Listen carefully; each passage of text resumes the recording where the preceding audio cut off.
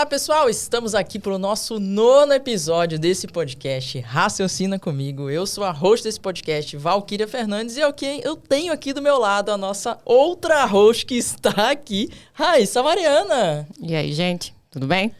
E hoje nós temos uma convidada super especial e a Raíssa vai apresentar ela aqui para vocês. Vou ver se eu consigo, na verdade. Vai lá, tenta. Destrava a língua. Estamos com Débora Aquino, mais conhecida como Debs. Debs. Só chame de Debs, por favor. Criadora do método Produtividade Humanizada e especialista em procrastinação. Que lindo, né, isso? Olha que maravilha. Nem travou ali. Não fluiu? Foi muito treino, você viu, né? Nem travou. Seja muito bem-vinda. Obrigada, gente, pelo convite. Ficamos muito felizes com a sua presença aqui. Obrigada. Debs. Debs, Raíssa falou ali, você é especialista em procrastinação. Parece um pouquinho estranho quando a gente fala especialista em procrastinação, né?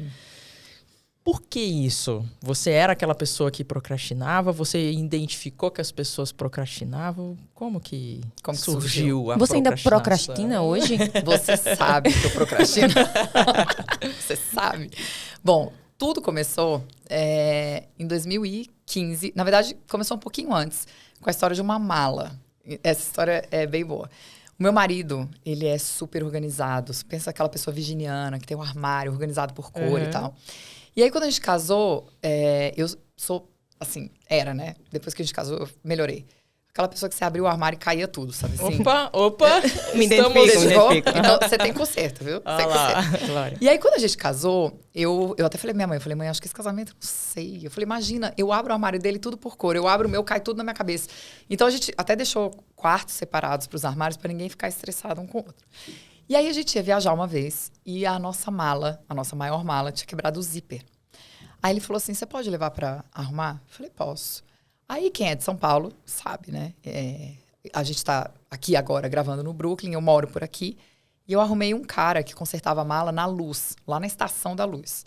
Aí lá fui eu com a mala e tal, faltando, sei lá, uns 7 meses pra viagem. E cheguei lá, falei, olha, o zíper quebrou. Ele, não, minha filha, deixa aqui, eu arrumo a mala pra você, pode buscar em 10 dias. Falei, ok. Beijos. A mala ficou lá. Faltava 2 dias pra gente viajar. Não acredito. Juro. Aí o Fábio falou, vamos começar a arrumar a mala? Cadê a mala? Aí veio aquela luz. A mala. A luz no barro da luz, né? Eu falei, a mala. Aí eu falei, a mala está no concerto. Ele falou, mas, cara, tem uns 8 meses que essa mala tá lá. Aí ele aprontou mais escândalo. Porque o cara vendeu a mala, com certeza, que não sei o que. Eu falei, não, eu vou lá, fique em paz. Tá tudo sob controle. Tá tudo sob controle. Uhum. Aí eu cheguei lá. Era um lugar, assim, tipo uma sala, né, lotada de mala. Aí eu cheguei lá e falei, olha, senhor, é o seguinte. Eu falei, eu vou viajar daqui 2 dias. Eu deixei uma mala aqui faz 8 meses. Eu falei, mas eu preciso dessa mala, senão vai acabar meu casamento. Aí ele olhou assim, ó. Aí ele fez assim, minha filha, você tá vendo esse tanto de mala que tem aqui? Isso tudo é de gente que esquece a mala aqui. Falei, beleza. Eu falei, então, a minha mala tá aqui? Ele falou, como você chama? Eu falei, Débora Aquino. Aí ele catou aquele negócio assim, que tem um alfinete, cheio de papel, sabe? Aí ele foi tirando. Ele falou, tá aqui. Aí ele foi lá, pegou minha mala, eu cheguei em casa. E aí o Fábio falou pra mim, ele falou, cara, nunca mais você faz isso.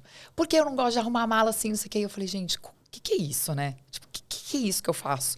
O nome disso é procrastinação. É você deixar pra depois alguma coisa que você deveria ter feito ou deveria estar fazendo. Você se sentiu envergonhada? Gente, não foi só envergonhada, eu me senti apavorada, porque ele foi viajar de bico comigo. E a gente ia ficar, tipo, 15 dias fora. E eu falei pra ele, mas você vai ficar com esse bico? Por causa de uma mala. Ele falou, o problema não é a mala, o problema é tudo que você deixa pra depois. Aí quando ele falou tudo, eu falei, imagina tudo. Beleza. Aí corta essa história. Quando a gente voltou de viagem, uma editora me chamou pra escrever um livro. Eu tive câncer em 2013 e elas me chamaram pra escrever um livro contando a história da corrida com o câncer e tal. Eles me pagaram e falaram assim, ó, você tem 1 ano para escrever o livro. Falei, gente, olha que maravilha, eu vou escrever sobre a minha vida. Cada dia eu vou escrever um pouquinho. Daí o que aconteceu? Eu tinha que entregar em fevereiro de 2015 o manuscrito. Em janeiro, eu não tinha nada escrito. Aí me deu aquele pans. Eu falei, meu Deus, eu tenho 1 semana, daqui 1 semana eu tenho que entregar. Aí eu me enfiei num spa. Fiquei 5 dias no spa, que não tinha internet, para poder escrever meu livro. Escrevi o livro em 5 dias. E aí naquele dia eu falei, Débora, não dá mais para você ser desse jeito. Na época, eu já tinha começado a trabalhar com desenvolvimento humano. E aí eu comecei a procurar alguma coisa que explicasse isso. E foi aí que eu comecei a estudar sobre procrastinação e me tornei especialista nisso. Então, foi por isso tudo que surgiu, né? E aí, quando a gente brinca, mas você ainda é uma procrastinadora? Todo mundo é procrastinador. A grande questão é em que área você procrastina na sua vida, né? Então, áreas que não façam com que aconteça o que aconteceu comigo, tanto na história do livro quanto na história da mala, né? Você falou que você teve câncer. Sim. Né? Isso foi em qual ano? 2013 eu tive diagnóstico, 2014 eu tratei químio, rádio, etc. E aí, você já tinha começado, você tem uma história de correr, né? Enfim, maratona, essas coisas. Aconteceu depois que você já tinha começado a correr ou foi antes esse episódio? Depois. Eu comecei a correr em 2004 e aí eu tive câncer em 2013. Como é que foi essa história, Debs? Desde o começo, assim, foi autoexame, alguma coisa desse tipo? Como foi? Todo ano eu fazia meus exames em janeiro. E aí, em 2013, foi o ano que a gente decidiu casar. A gente já morava junto, a Duda já tinha nascido e tal. E a gente decidiu casar quando ela fosse maiorzinha, para ela poder entrar na igreja e todas essas coisas. Aí, janeiro, eu tava organizando o casamento que ia ser em abril. Então, eu tava naquela correria, eu falei, depois eu faço meus exames. Procrastinei. Depois eu faço. Tá vendo? Procrastinei. Aí, em abril, a gente casou e a gente ia viajar pra Alemanha para poder fazer a Maratona de Berlim em setembro. Então, a gente deixou para fazer a lua de mel em setembro. Então, a gente casou, no domingo a gente voltou para casa, segunda-feira a gente tava trabalhando. Normal. No domingo, quando a gente tava assistindo TV, eu senti um incômodo, assim, do lado esquerdo, onde pega, assim, o sutiã. Daí eu falei, nossa, que esquisito isso. Quando eu coloquei a mão, tinha uma bolinha. E aí já me deu aquele desespero, né? Eu falei assim, nossa, eu tô com câncer. A minha mãe tinha tido câncer em 2010. Então, me deu aquele pânico, assim. Eu liguei pro meu médico. Ele falou, não, fica tranquila, ano passado não tinha nada nos seus exames e tal. E aí eu fui fazer... eu passei, na verdade, o ano de 2013 inteiro caçando esse câncer. Por quê? Todo mundo dizia que eu não tinha nada. E internamente, alguma coisa me dizia que eu tinha alguma coisa. Então, eu fiquei de abril até dezembro, que foi quando realmente saiu o meu diagnóstico, eu fiquei procurando e todo mundo dizendo, você tá maluca, você tá com coisa na cabeça, com minhoca. Eu falei, gente, eu sinto que tem alguma coisa. E aí, em dezembro, eu descobri um médico que ele realmente pediu todos os exames e aí eu tive o diagnóstico. Você recebeu essa notícia onde e como? Dia 17 de dezembro de 2013, foi na véspera do Natal. E eu tava no consultório da minha dermatologista fazendo botox com a Duda. Aí eu cheguei lá, sentei, tava esperando, eu era a primeira. E aí o meu médico me ligou. Aí ele falou assim, preciso que você venha aqui no consultório. Aí eu falei pra ele, se a notícia fosse boa, você me dava agora por telefone, né? Aí ele falou, não, mas vem aqui, a gente precisa conversar e tal. E aí naquele momento eu tava com a Duda. E aí eu desesperei, né? Porque eu falei, gente, o Fábio tava viajando pra uma convenção de vendas. Eu tava sozinha aqui em São Paulo com ela com 2 anos.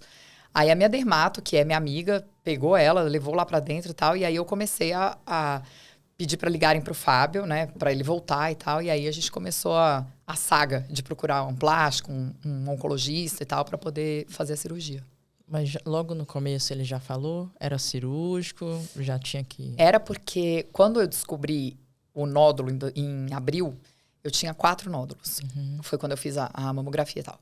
Em agosto, eu senti um nódulo subclavicular.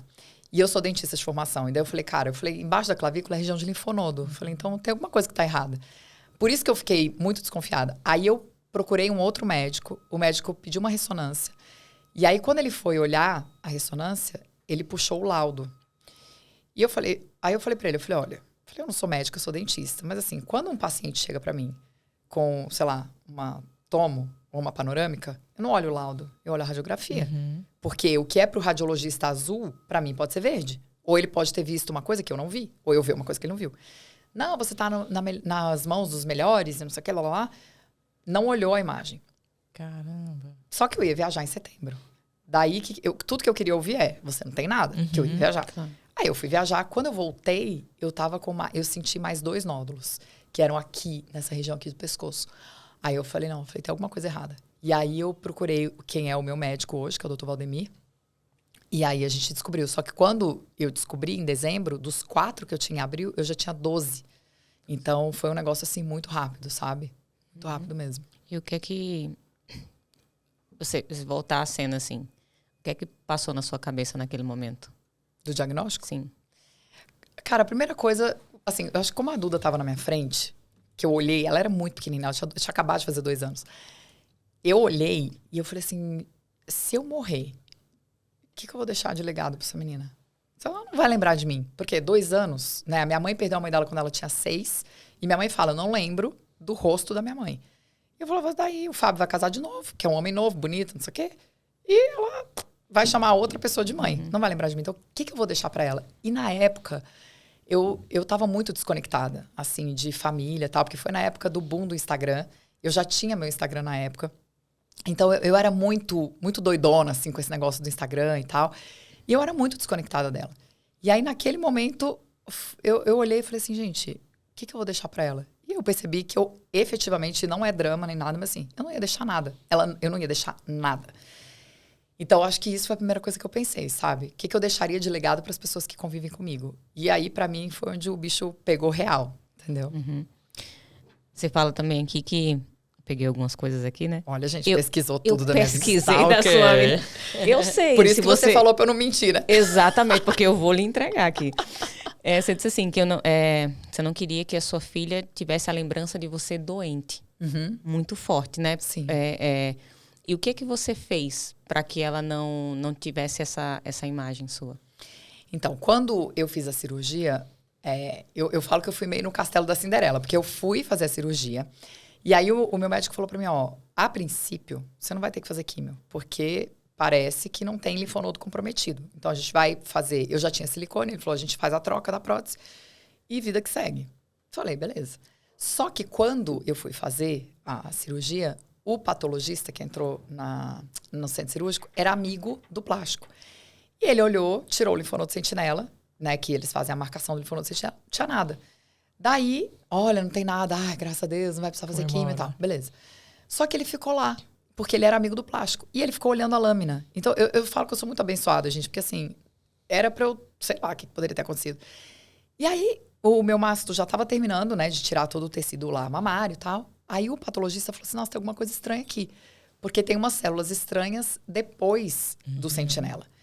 E aí, o doutor Valdemir foi, olhou. Ele falou, não, vamos... tirar a primeira cadeia. Então, tirou 18 linfonodos. E aí, quando foi pro exame, já estava tudo comprometido.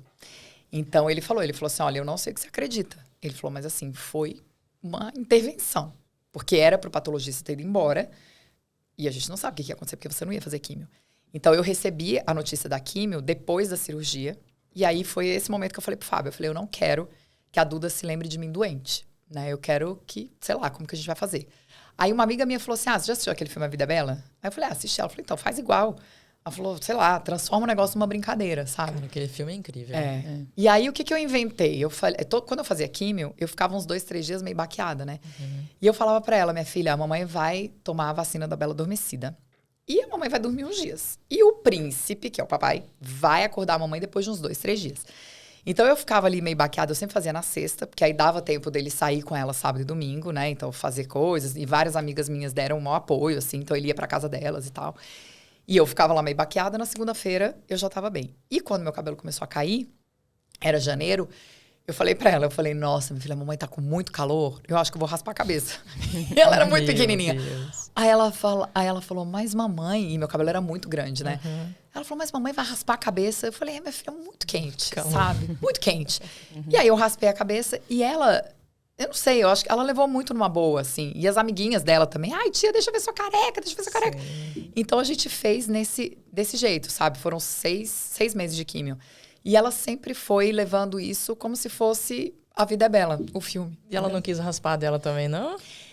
O risco Então, era esse, né? Pois é. Raspar minha mamãe. O que ela quis? Ela quis cortar mais curtinho. Aí eu falei pra ela que tudo bem, que ela podia cortar Chanel porque tava calor. Mas que ela podia parar por ali, porque ela era criança e ela não ia sentir tanto calor como eu, porque eu tinha muito mais cabelo que ela.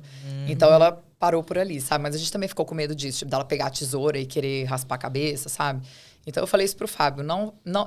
Eu falei, não precisa você raspar sua cabeça, que nem alguns maridos fazem. Eu falei, tá tudo bem. Tipo, deixa eu passar pela minha coisa aqui sozinha, sabe?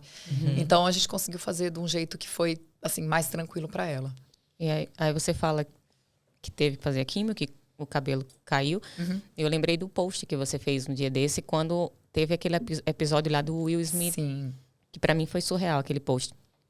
E me conta um pouco como é que você se sentia, porque as pessoas deviam olhar de maneira... Com pena. Com pena de você. E como é que você se sentia, né? E o que é que você... Como é que você lidou com isso? Então, quando eu... essa história é boa também. Quando meu cabelo começou a cair, eu falei pro Fábio, eu falei, eu não vou conseguir ficar careca. Eu falei, justamente por isso. Porque eu falei, eu não quero que as pessoas fiquem... Eu tenho 37 anos.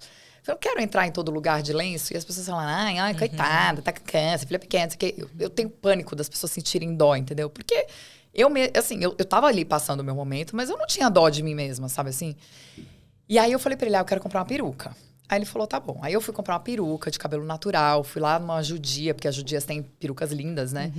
E, gente, eu achava que uma peruca custava, tipo assim, R$500, entendeu? Aí eu cheguei, era assim, na casa da mulher, ela abriu um quarto, assim, lotado de peruca, não sei o quê. Aí eu fui com uma amiga minha, ela falou, olha, essa peruca aqui parece bem seu cabelo. Eu falei, nossa, é linda, tinha couro cabeludo e tudo, gente, maravilhosa a peruca.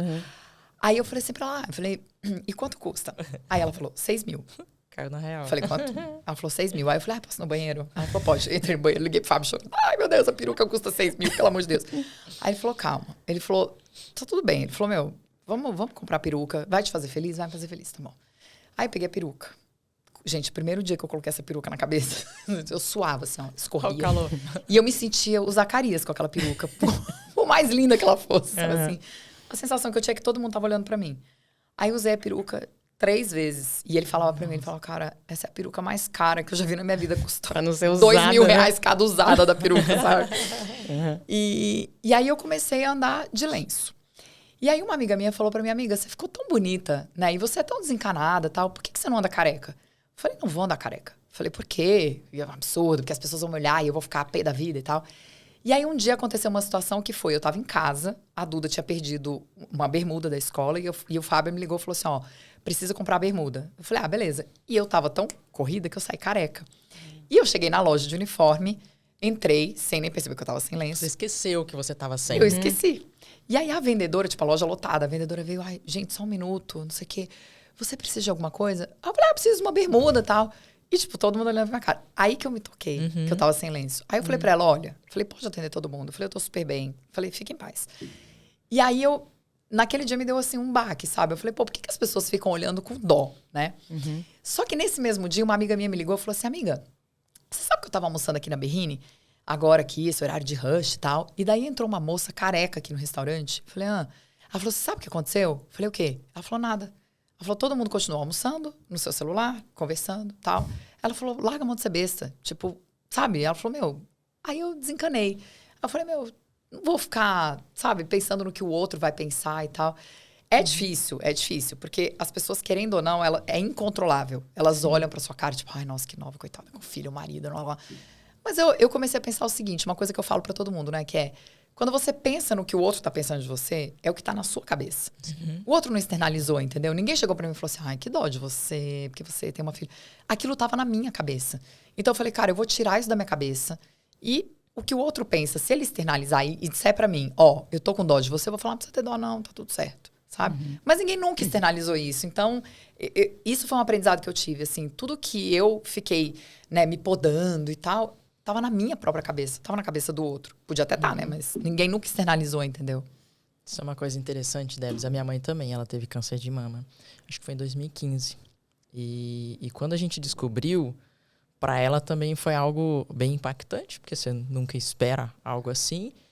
E foi até interessante porque quando ela realmente descobriu que ela tinha, né, o nódulo, um câncer mesmo, que ela começou a fazer as consultas, ela se deparou com uma realidade que não era o que ela estava esperando. Então, tipo assim, chegar e colocar fotos de cirurgia na frente dela, tipo, cara, peraí, calma, eu só tenho um nódulo, podemos dizer, né? Então, tipo, muito assim impactante. Então, ela teve que digerir tudo isso para entender, é fazer cirurgia, é fazer uma quimio depois, até aceitar esse processo, tudo bem, passou pela cirurgia e foi fazer a quimio. Embora ela tinha 97% de chance de não ter nada, mas ela se apegou aos 3% e foi fazer a quimio. E a minha mãe, ela é muito vaidosa. Então, o processo de cair o cabelo foi algo, assim, muito dolorido para ela. Ela tinha vergonha de tirar foto. Tanto é que a foto mesmo dela sem cabelo quase eu não tenho. Porque quando eu ia tirar mãe, vou tirar uma foto, ela virava o rosto. Ela não tirava. Mas o que você falou que eu achei bem interessante, a questão de entender realmente, cara, como que eu quero me conhecer e mostrar para as pessoas. Então, assim, por ela ser muito vaidosa, mesmo ela estando um pouco mais fraca para fazer o tratamento, a químio, não conseguindo fazer tudo que ela gostaria, mas ela gosta de se arrumar. Sim. Então, assim, ela ia na químio impecável, sabe? Tipo, ela se arrumava, ela passava maquiagem, ela chegava dando lá bom dia, boa tarde para as meninas que cuidavam dela. Então, sempre lembrada pelas pessoas ali, não, ó, tipo, tô aqui, obrigado por me ajudar, por todo o processo. Sabe, tipo assim, aquele último dia de químio, aquele choro enorme, não só por terminar o processo, mas, tipo, aquela pessoa que você conviveu durante meses ali, que você adquiriu um amor enorme por aquela pessoa e que você não vai ver porque finalizou um processo, tá feliz de finalizar. Graças a Deus, né? Mas, por outro lado, né, você constrói amizades, vamos dizer assim, você é muito bem cuidado por essas pessoas. E ela colocou muito isso na cabeça dela, que ela queria passar por esse processo se sentindo um pouco melhor, porque, querendo ou não, o cabelo ela não podia recuperar. Sim. Ela até tentou também usar a peruca, usou algumas vezes, mas não é a mesma coisa, né? Não. A pessoa não se sente tão bem, não se sente tão natural entrando no lugar com uma peruca. Mas é como você falou, o importante realmente a gente entender como que a gente resolve aqui dentro, como que a gente pode passar melhor por esse processo, que é o que tem que ser feito. E graças a Deus até hoje também ela não teve nenhuma recidiva e a gente continua acompanhando. Mas nunca é fácil isso daí, né? E tem uma coisa que eu sempre falo, né? Que muita gente me escreve, enfim, por causa do câncer. Gente que é parente e gente que, sei lá, marido ou esposa, que o marido tá com câncer. Ai, Debs, o que você acha que eu posso falar pra essa pessoa? Eu sempre falo, eu vou te falar o que você não pode falar. Sabe? Porque o que você pode falar... São muitas coisas. Às vezes você não precisa nem falar. Às vezes é só você acolher, entendeu? Porque a pessoa, às vezes, não quer nem que você fale alguma coisa. Ela só quer um acolhimento. Agora, teve muita coisa que eu ouvi no sentido, por exemplo... Ah, amiga... Eu tinha uma amiga que falava assim... Amiga, cabelo de menos, vai. Você tá viva. Até um dia... Gente, aquilo foi me irritando de um tanto. Mas de um tanto... Que eu falei pra ela... Eu falei, ó, amiga... Falei, se o cabelo é de menos... Raspa a sua cabeça. E vamos nessa junto comigo? Aí ela ficou olhando assim pra mim. Ela falou, não. Eu falei, não. Eu falei, se é o de menos... Eu falei, você também pode raspar a sua cabeça. Eu falei, porque, cara, não é o de menos. Entendeu? Eu entendo que eu tô viva. Eu sou muito grata porque eu tô viva. Eu sou muito grata por poder fazer um tratamento num hospital bom e tal. Mas, pô, é o símbolo de feminilidade. É o cabelo. Aí você tem que fazer uma mastectomia. Você tem que fazer uma reconstrução. Não é a mesma coisa, né? Então, assim, são tantas coisas. E eu vou te falar que, pra mim, nem foi o pior perder o cabelo. O cabelo foi ruim, óbvio. Mas pra mim foi quando eu perdi a sobrancelha. Porque, assim... Sem a sobrancelha, você fica com aquela cara de minhoca. Eu falava, Fábio, gente, eu tô com cara de minhoca. Sem expressão. Tipo assim, aquela cara de doente, entendeu? Ali, eu acho que pra mim caiu a ficha que, tipo, minha filha, você tá fazendo quimioterapia. Porque enquanto tinha sobrancelha, tá tudo certo. Mas a hora que a sobrancelha caiu, daí foi tenso. Então, eu fui muito na linha da sua mãe, assim, também, sabe? Tipo, eu fazia questão de me arrumar, usava vários lenços, aprendi a fazer amarração de lenço, que até por causa da Duda, né? Então, assim, pra não ser uma coisa, aquela cara de doente. Mas é difícil mesmo. E como foi o último dia da químio? Da sua, assim... Tinha era uma Debs antes e uma Debs depois, né? O que é que mais marca pra você? Como é que a vida ficou depois disso, né? Então, sabe que isso é uma coisa engraçada? Porque eu tinha a sensação que... Primeiro que eu achava que eu ia controlar tudo, né? Então, quando ele me falou assim, ó, são 16 sessões. Você vai fazer as 4 primeiras a cada 15 dias e as outras 12 toda semana. Aí, o que eu fiz? Peguei um calendário, marquei. Falei, que bom, vou terminar dia 13 de junho. E eu nunca vou esquecer, porque era um dia do jogo do Brasil, da Copa de 2014. Aí eu falei, nossa, vou terminar dia 13 de junho. Cara, vai comemorar isso aqui. Tá bom. Só que, quando você vai fazendo químio, toda vez você tem que fazer exame de sangue. Porque se você tiver com a imunidade baixa, você não pode fazer a químio. E eu fui, passando ali, raspando, sabe assim? Raspando. Eu até brincava com o meu oncologista. Eu falava, olha, eu nunca passei raspando na escola, mas, cara, aqui nessa químio é toda vez. Ele, não, mas fica tranquilo, vai dar tudo certo. Aí, quando eu ia fazer a última sessão, eu cheguei lá com os exames e eu não abria. Aí ele abriu, ele falou, olha, que você precisa voltar pra casa. Caramba. Falei, por quê? Ele falou, cara, porque você tá... Ele falou, você vai precisar tomar granuloquine, que é uma medicação pra poder, né, subir a imunidade. Ele falou, porque você tá com 400 de neutrófilo. Ele falou, eu não posso fazer a químio em você. E aí, ali, pra mim, foi o primeiro ponto, assim, que foi assim, você não está no controle de nada. Porque eu sou mega controladora. Então, assim, eu acho que eu tô no controle de tudo. E eu falei, gente, eu não tô no controle de nada. E aí, eu fui embora, pé da vida. Eu falei, ai, nossa, não acredito e tal. Esse foi o primeiro ponto que você me perguntou. O segundo é o seguinte. Quando eu entrei no processo da químio, eu pensei assim, eu vou dar um pause na minha vida. Tipo, som mesmo. vou apertar o pause. Quando acabar a químio, eu vou apertar o play. Volta. E eu vou voltar. Só que não é assim que acontece. Porque, gente, no espaço de 6 meses, eu mudei tanto. Mas eu mudei tanto. Eu ressignifiquei tantas coisas na minha vida. Que na hora que eu apertei... E por que eu fiz isso? Eu apertei o pause. Então, assim, eu fiquei sendo mãe 24 horas por dia. E estudando. Que foi uma coisa que eu nunca tinha feito na minha vida. Tipo, parar 6 meses. Sabe assim? Eu fiquei parada 6 meses. Só que na minha cabeça eu tinha dado um pause. No dia da última químio, é como... Eu falei, vou apertar o play. Só que na hora que eu apertei o play... Foi muito louco, porque você falou da sua mãe, né? Choradeira, não sei o quê. Eu saí daqui, eu apertei o play. Eu falei, tá, e aí? E agora? E agora? Exatamente isso. E agora? Porque a químio já fazia tão... Assim, já era tão parte da minha vida, da minha rotina, que eu falei, tá, e agora? Tipo, como que é essa vida? Tipo, um atleta que chega na Olimpíada, ganha a Olimpíada, e agora? Qual é o próximo tipo, desafio? Quando você tem filho. Sai o filho, fica aquela barriga, aí você fala, hã? Como assim? Tipo, tem um bebê fora e a barriga aqui, sabe assim? Então, pra mim, foi muito isso. Eu demorei, sem brincadeira, eu acho que 1 ano pra retomar minha vida, sabe? Porque eu falei, gente, e eu falo isso pras pessoas, você não pode dar um pause, e não é só químio. Qualquer situação difícil que você passa na sua vida, uma separação, a perda de alguém, qualquer coisa, uma doença, não existe você dar pause, porque você muda muito nesse período. E daí, na hora que você, tipo, é como se você acordasse de um sonho e, tá bom, quero viver isso aqui. Então, pra mim, foi muito difícil. Eu acho que 1 ano depois é que eu consegui engatar a minha vida, sabe? Então, isso pra mim foi uma coisa difícil. Foi bem difícil. Ô, Debs, e você agradece essa fase, né? Esse momento que você passou com o câncer. Como que você enxerga isso, né? Tipo, às vezes as pessoas não entendem. Ah, nossa, como que vai agradecer algo tão ruim acontecendo na vida da gente? Você sabe que uma vez eu dei uma entrevista pro Catraca Livre e eu fui massacrada no Facebook deles, porque eu falei exatamente isso. Eu falei, gente, o câncer pra mim foi um presente. Para mim. Eu, Débora, né? Pessoalmente. Eu tenho uma frase que eu ouvi uma vez de um pastor, né? Que ele falou assim, quando tudo tá dando errado, pode ter certeza que tá dando certo. E na época, quando eu tive câncer, a primeira coisa que eu pensei foi assim, eu falei, poxa, sou uma pessoa tão boa, faço trabalho voluntário, eu faço caridade, eu não faço mal pra ninguém, eu não uso droga, eu não... Nada. Eu falei, por que isso tá acontecendo comigo? A aceitação é difícil, né? Muito difícil. Eu falei, por que isso tá acontecendo comigo? E eu lembro que na época, a minha psicóloga falou pra mim assim, ela falou assim, que se você se perguntar para quê? Porque você muda, você sai da posição de vítima e você entra numa finalidade. Então assim, pra que isso tá acontecendo comigo? E quando eu olho pra trás, eu vejo que a história não poderia ter acontecido de outra forma. Porque se eu não tivesse tido câncer, eu nem estaria aqui. Nem estaria aqui. Porque eu não teria mudado totalmente de carreira.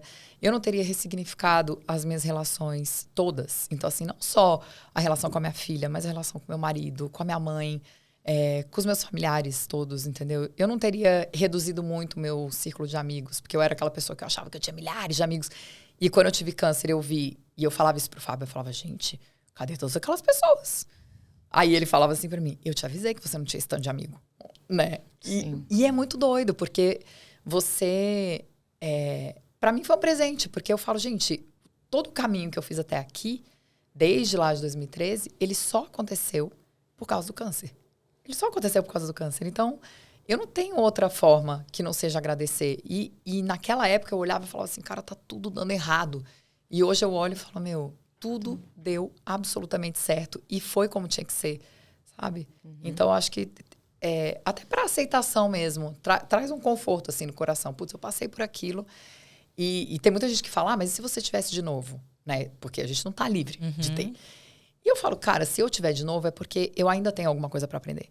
E tá tudo bem. E eu vou aprender e eu vou passar por isso. Ah, mas se você morrer, é porque tava na minha história. Então, assim, eu acho que hoje eu pratico mais esse descontrole, sabe?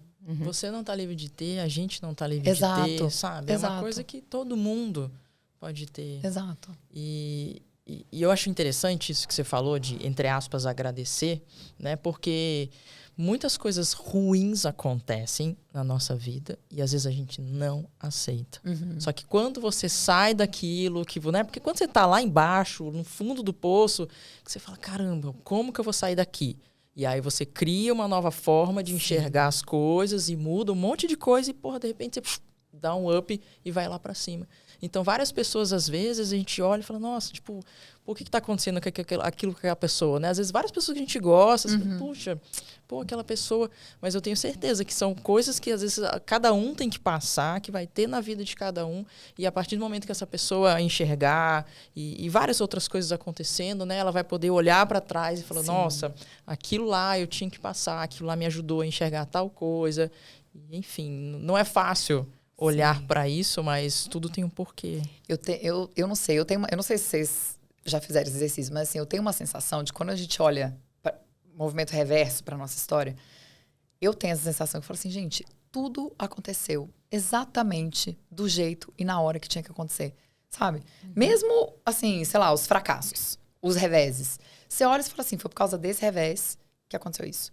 E por causa disso aqui é que eu tô aqui hoje. E por causa disso que eu tô aqui hoje é que talvez aconteça isso aqui. Então, eu sempre falo para os meus alunos, eu falo assim, a nossa história, ela tem muita força. E a gente esquece de olhar para ela. Sabe, a gente esquece de olhar para nossa jornada. Às vezes a gente chega num lugar, e a gente que trabalha com marketing digital, a gente tem essa tendência, né? Tipo, você chega num lugar e você fala assim, ai, nossa, olha isso aqui. Cara, olha para trás. Olha onde você tava lá no começo, né? Exato. Então, esses dias eu peguei a minha primeira live, gente, mascando chiclete, a coisa mais horrorosa do mundo. Tipo, oi, gente, hoje eu vim aqui pra falar de emoções. E eu falei, Débora, como que você vai fazer isso? Mas foi por causa daquilo que hoje eu consigo abrir um vídeo e você falar assim, vamos falar sobre, sei lá, 6 pilares da autoestima. Beleza, vamos falar. E tá tudo certo. Então, a gente precisa dar valor pra nossa história, sabe? Eu acho que às vezes a gente esquece disso. E um ponto importante é que eu acho que ajudou, contribuiu bastante para que você tivesse essa visão sobre tudo que aconteceu, foi o esporte. Sim. Né? Eu acho que o esporte, ele te ajudou a atravessar isso de uma maneira mais fluida, se é que pode ser fluido, né? Qual foi a importância real dele? Assim, você já praticava esporte antes do acontecimento, né? Antes do câncer. E aí, como é que foi isso? Eu já corria desde 2004, né? E em 2013, foi o ano que eu fiz a minha primeira maratona. Então, foi o ano que eu corri os primeiros 42 quilômetros da minha vida. Faz tempo. Gente. Só aí eu já tenho 11 maratonas nas costas. 19 anos. E aí, quando eu tive o meu diagnóstico, eu lembro que eu falei até pro meu treinador, eu falei, olha, você não me treinou pra fazer a maratona de Berlim, você me treinou pra isso que eu vou passar agora. Porque eu pensava assim, quando o oncologista me falou assim, ó, você vai fazer 16 sessões de químio. Eu falei, tá, beleza. Eu pensava, bom, eu vou imaginar isso como se fosse uma corrida de 16 quilômetros. Cada quilômetro é uma caixinha de surpresa, porque quando você vai correr, você não sabe o que vai acontecer no quilômetro 2, nem no 16 e nem no 42. Você tem que passar por cada um deles e ir lidando com os imprevistos que acontecem em cada um deles. Porque pode acontecer 1000 coisas durante uma corrida, né? Sim. Então, eu encarei cada químio como se fosse 1 quilômetro de uma corrida. E eu nunca pensei assim, ai, nossa, faltam 15. Ai, meu Deus, faltam 14. Eu falava, bom, passou uma. Ok, como que eu lidei com isso aqui? Não caiu meu cabelo, não passei mal, saí da químio, fui no supermercado, show. Segunda químio. Eu lembro até disso. Eu lembro que eu cheguei na segunda químio, meu oncologista falou assim, nossa, esse cabelão aí, hein? Aí eu falei assim pra ele, eu falei, nossa, tô fazendo mentalização, que eu aprendi, que me ensinaram no YouTube, tô fazendo com um cara que meu cabelo não vai cair. Ele falou, então, seu cabelo vai cair depois dessa. Eu falei, claro que não. Ele falou, claro que sim. Tipo, 2 dias depois, meu cabelo começou a cair, sabe? Eu falei, tá, beleza, como que eu vou lidar com isso? Então, eu acho que isso... Você falou a palavra certa, assim, eu acho que isso me fez encarar o processo todo de uma forma fluida mesmo, sabe? E eu sempre falo isso, o pior pra mim não foi a químio, foi a rádio, porque eu fiz 40 sessões de rádio. Então, assim, na 25ª, gente, eu não conseguia colocar uma blusa, sabe assim? E eu falava, Fábio, ai, gente, tipo, eu não tô aguentando mais, fica andando aqui pelado em casa, tipo assim, só de calça. E ele, os vizinhos estão fazendo... E a gente brincava com isso, os vizinhos estão fazendo uma festa na varanda. Eu pedalava na bike dele no rolo, pelada. Tipo assim, eu botava o short e ficava lá pedalando só pra não parar de fazer exercício, sabe? Sim, sim. Então, eu acho que é isso, assim, a gente encarar as coisas com o esporte, isso me ajudou muito, porque eu ia fazendo paralelos, assim, sabe? E eu pensei, meu oncologista falou, ele falou, você tem 2 caminhos. Ele falou, ou você continua no esporte para te ajudar, liberando endorfina, serotonina, tudo isso você já sabe. Ou, cara, provavelmente você vai cair num antidepressivo. Ele falou, e tá tudo bem também. Ele falou, depois você faz o desmame e tal. E eu fiquei pensando, eu falei, se eu tenho a chance de usar um recurso que é natural e que eu já faço, eu falei, por que não? né? Então, assim, eu acho que o esporte em si me ajudou muito nisso. E eu corri, tipo, até, sei lá, se eu não me engano, acho que até a 3ª ou 4ª sessão de químio. E depois ficou muito ruim. E a corrida, pra mim, é um negócio que eu amo muito. Eu falei, cara, eu não quero que fique pesado. Aí eu comecei a nadar, comecei a pedalar. Então, assim, eu descobri outros esportes também, né? Durante o tratamento. Fazendo outras coisas com doses Sim. menores, que você conseguia parar mais rápido, pronto. Sim. Já deu. Que dava aquela liberadinha, sabe assim? Era bom. Aí tem uma pergunta muito séria. Tá, lá vem. É alguém que tá ouvindo aqui ao vivo? Alguém que tá... Aí, então, me diz, por que você começou a correr? Qual foi? Posso nem mentir, né, gente? Bom, eu era super baladeira, né? Então, eu já tinha sido casada antes. E, na época, a gente ia pra balada, sei lá, de quarta até domingo. Todo dia a gente ia pra balada. Ah, é? E aí, eu pesava... Assim, era 16 quilos a mais, sabe assim? Porque era na cachaça o tempo inteiro. E aí, o meu ex-marido me trocou por uma loira de olho azul, magricela. Não acredito. E eu falei... Aí eu falei, gente... não dá. Eu falei, eu não quero mais viver nesse mundo da balada. E aí, na época, eu era dentista ainda, né? E o meu consultório era na Zona Leste. E eu morava aqui no Brooklyn. Então, eu demorava, tipo, 1h30 pra chegar. Eu falei, não, gente, eu vou pra academia. Porque lá eu vou arrumar uma pessoa sarada, entendeu? E gato, e que não bebe, que não vai pra balada, beleza. E aí Fitness. Só que, gente, eu ia pra academia todo dia chorando. Porque eu sentia falta do meu ex, né? Aí eu chegava lá na esteira e começava a caminhar e chorava. Aí um dia uma menina chamada Giovana parou na esteira do lado da minha. Ela falou assim, cara... Por que você chora tanto? Tá me incomodando já. É tão difícil vir pra academia. Aí eu falei, por quê? Eu tô meio pé na bunda, porque meu ex-marido me trocou por uma loira de olho azul, magra, não sei o quê. Ela falou, posso te falar uma coisa? Você tem que ir um dia numa prova de corrida. Ela falou, você vai ver, parece uma balada, que as pessoas não bebem, só tem gente bonita. E eu tenho certeza que lá você vai arrumar um namorado. A balada foi forçada. Não. Aí eu falei, beleza. Falei, onde que tem, então, uma prova assim? Ela falou, vai ter uma de 10 quilômetros. Gente, eu não sabia nem o que era 10 quilômetros na minha vida. Aí eu falei, vou me inscrever. Eu falei, onde que é que se inscreve? Ela falou, ela me deu o site, eu fui Se inscreveu na de 10? Foi. Arrasou. Eu não sabia o que era, né? Aí eu falei, como que eu treino? Falei pra ela, como que eu treino pra esse negócio? Ela falou, não, vem aqui 3 vezes por semana, você corre. Só não chora. Você tava só caminhando até agora. Você tava só caminhando, Só né? caminhando. Caminhava e chorava. Caminhava e chorava. Para Aí, de chorar e corre. eu acho aquela pessoa assim, gente, se eu falar pra ela correr, ela não vai conseguir correr e chorar, entendeu? Então, assim, eu acho que aí ela vai parar de chorar.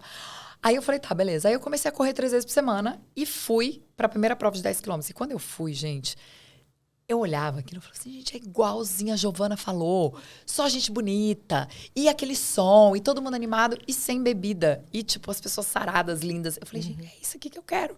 E aí foi assim que a corrida entrou na minha vida. Numa prova de 10 quilômetros, né? Que eu terminei junto com a ambulância, mas... Você terminou? Terminei, lógico. Terminei andando, mas terminei. Terminei. Mas aí não se machucou nada? Não. Eu corri... Foi assim, eu larguei... Aí, naquela empolgação, corri 2 quilômetros. Quando passou a placa do 2, eu falei, gente... Falei, quando que vai acabar esse negócio aqui? Faltam 8 ainda. Tipo assim... Aí, óbvio, aí diminuí, não sei o quê. E fui andando. Devagarzinho, cheguei. Eu, todas as senhorinhas e a ambulância que vinha trazendo todo mundo assim. Mas quando eu terminei, eu falei assim, gente, é isso que eu quero fazer na minha vida. Eu quero correr. E foi assim que a corrida entrou na minha vida lá em 2004. E qual, depois daquela, qual foi a próxima? Aí, depois daquela que eu fiz em novembro, eu me inscrevi para uma de 15 quilômetros. Bem louca, né? Nossa, muito. É, muito. Aí, fiz também. E aí, eu falei assim, gente, eu gosto de correr distância mais longa.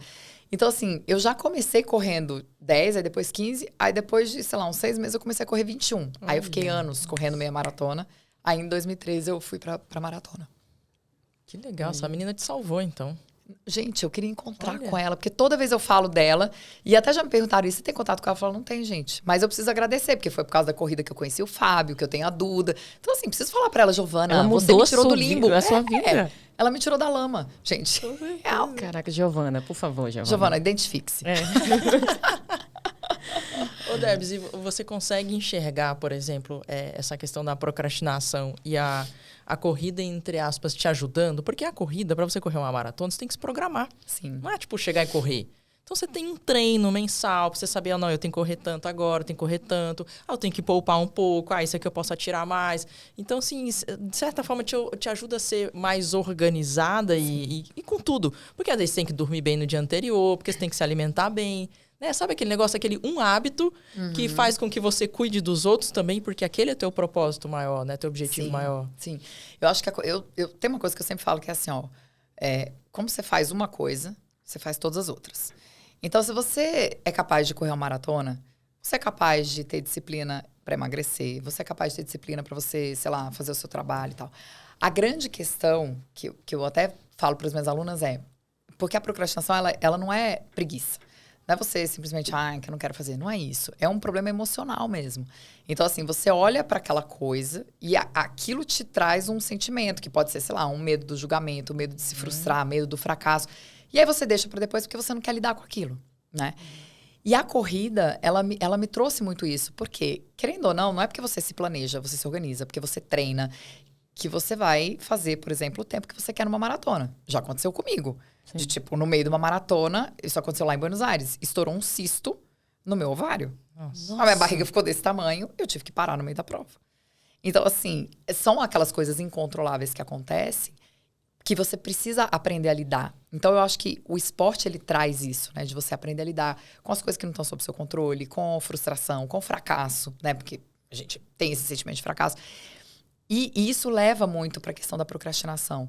Né? Então, assim, até a história da mala. Porque às vezes me perguntam, mas e a história da mala? Eu falo, gente, a história da mala é porque eu, Débora, não gosto desses atos de serviço. Eu não sou essa pessoa. Sim. Então, eu tenho que me esforçar muito. O Fábio, meu marido, ele é uma pessoa, se a gente falar de linguagem do amor, ele é a pessoa de atos de serviço. Ele quer que, sei lá, leva um cafezinho pra ele. Ele gosta que leva a roupa dele na lavanderia. E eu não sou essa pessoa. Mas, depois que eu comecei a estudar sobre isso, eu falo, gente, eu preciso fazer isso pelo bem da minha relação. Porque procrastinação acaba com tudo. Acaba com o relacionamento, acaba com o trabalho. Você pode ser mandado embora por causa disso. Acaba com a sua saúde, né? Então, assim, eu acho que o esporte, ele traz esse olhar. É um frame, assim, da nossa vida, mas que você pode ampliar e levar para as outras áreas, sabe? Então, você pega a disciplina que você tem no esporte, a organização que você tem no esporte, o planejamento que você tem, sabendo que não é porque você está fazendo a sua parte ali que as coisas vão sair exatamente como você planejou, mas você pode levar isso para as outras áreas da vida, sabe? Então, isso me ajudou muito, mesmo. Para eu ter essa disciplina e tal, é necessário, por exemplo, a gente estava falando no almoço, eu li um livro e tinha que acordar às 5 horas da manhã. Aí eu disse, vou acordar às 5 horas da manhã. Vamos lá, vamos explicar. Ela leu o Milagre da Manhã. Comprou Milagre da Manhã. Gente, não sei quanto tempo faz isso. Aí chegou pra mim e falou assim, vamos correr 5 horas da manhã. Essa menina não gosta de exercício. Não gosto de correr. Não gosto de exercício, não gosto de correr. Não, ela gosta de beach não tênis. gosto de acordar de 5 horas da manhã. Beach tênis, não gosto de acordar. Vamos correr 5 horas da manhã. E eu sou uma pessoa assim, cara, eu vou incentivar ela, claro, vamos acordar às 5 horas da manhã.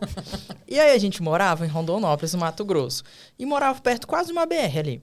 Descemos 5 horas da manhã, aquele escuro. E lá as duas, meia hora, praticamente 35 minutos. E voltava. Beleza. 15 dias. Seguindo.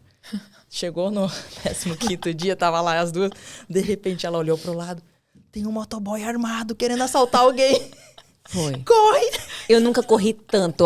Eu não sei como é que vocês falam pace, não sei como é que é o nome. Mas foi muito rápido, Debs. Foi muito rápido. Aí eu disse, estão assaltando aí do lado. Só corre. Eu não vi o cara armado. Ela viu. Aí você correu, confiou em mim, parabéns. Aí eu corri muito. Ele chegou aí, a gente assim... Chegou em casa, perigoso esse horário, né? Corre. Acabou o Milagre da Manhã. Vamos correr esse horário, vamos fazer isso. Não. Foi, eu disse assim, cara, se eu tiver que ser excepcional em alguma coisa e ter que acordar às 5 horas da manhã, eu vou morrer ruim. Não vai dar.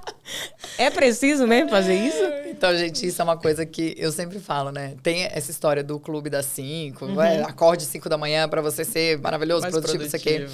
E eu lembro que na época do boom do Milagre da Manhã, eu tinha uma cliente que um dia chegou pra mim e falou assim, eu não aguento mais, eu tô estressada, eu tô cansada. Eu falei, mas o que tá acontecendo? Ela falou, o problema é que eu comprei um livro chamado Milagre da Manhã.